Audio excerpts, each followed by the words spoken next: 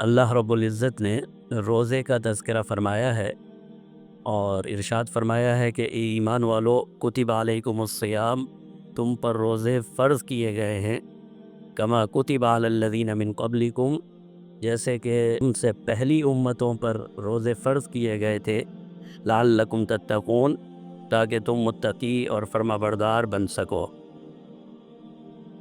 روزہ بنیادی اسلامی احکامات میں شامل ہے اور یہ 5 ان بنیادی احکامات میں سے ہے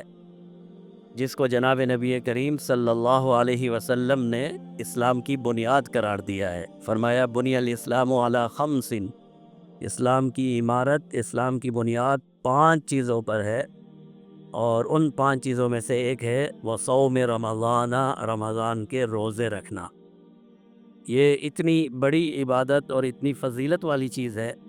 کہ ایک صحابی حضرت ابو امامہ باہلی رضی اللہ تعالیٰ عنہ روایت فرماتے ہیں کہ میں جناب نبی کریم صلی اللہ علیہ وسلم کی خدمت میں پیش ہوا اور میں نے عرض کی کہ یا رسول اللہ، مجھے ایسا عمل بتائیے جو مجھے نفع دے، کوئی ایسی عبادت بتائیے جو میرے لیے نفع بخش ہو سکے۔ تو آپ صلی اللہ علیہ وسلم نے فرمایا علیک بالصوم، روزے رکھا کر، روزے رکھا کر، روزے رکھا کریں۔ تو ہو سکتا ہے کہ سیدنا ابو امامہ نے اس عمل کو چھوٹا سمجھا ہو یا انہوں نے اور زیادہ کی درخواست کی ہو، تو جناب نبی کریم صلی اللہ علیہ وسلم نے فرمایا علیک بالصوم، روزہ رکھا کر، فإنہ لا مثل لہ، اس طرح کی کوئی عبادت ہی نہیں ہے، روزے کی کوئی مثال ہی نہیں ہے، یہ بے مثال عبادت ہے، اس طرح کی کوئی دوسری عبادت ہو ہی نہیں سکتی۔ تو روزہ ایک بنیادی اسلامی فریضہ ہے اور اللہ رب العزت نے اس میں انسان کے لیے بے شمار فضائل اور بے شمار انعامات رکھے ہیں، اور علماء نے اس پر باقاعدہ بحث کی ہیں اور روزے کے فضائل کو مختلف طریقوں سے ثابت کیا ہے۔ بنیادی طور پر روزے میں 3 ایسی خصوصیات ہیں جو انسان کی ضرورت بھی ہیں،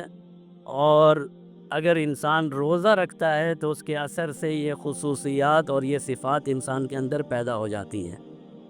پہلی بات تو یہ ہے کہ آپ یہ سمجھیے کہ انسان کو اللہ نے 2 چیزوں سے مل کر بنایا ہے۔ ایک چیز ہے اس کی روح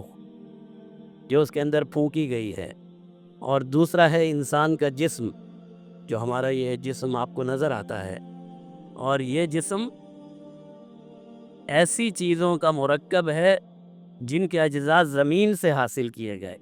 اس کے اندر زیادہ بنیادی طور پر مٹی ہے، پانی ہے، ہوا ہے، یہ ساری چیزیں ضروریات ارض، زمین کی ضروریات میں سے ہیں۔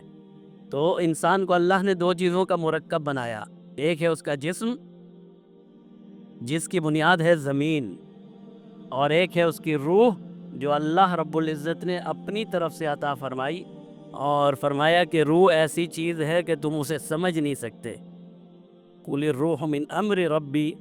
یہ امر ربی ہے، وما اوتیتم من العلم الا قلیلا، اور تمہارے پاس اتنا علم نہیں ہے کہ تمہیں سمجھایا جا سکے کہ یہ روح کیا ہے۔ ہوتا ہے نا، ایک چھوٹا سا بچہ ہے،